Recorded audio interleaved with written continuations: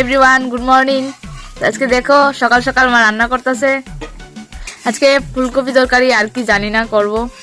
আর এদিকে আমাদের বাবা কাজ করছে, আর এদিকে টমি বসে আছে। দেখো সবাই, এগুলি হচ্ছে আমাদের ধানের বস্তা।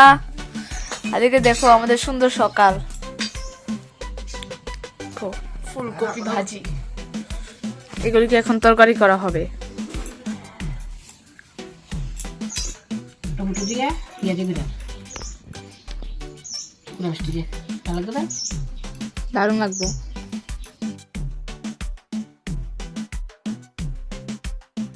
এখন বইয়া বইয়া দিকে ঘুমাইতেছে। আমাদের মার মোটামুটি টমেটো কাটা শেষ, চাটনির জন্য তৈরি হইতেছে টমেটো। ফুলকপি আলু ভাজিটার কত সুন্দর গন্ধ বাড়িতেছে। আর আমাদের বাবা এদিকে ধনিয়া পাতা নিয়ে এসছে, তরকারিতে দেবে বলে।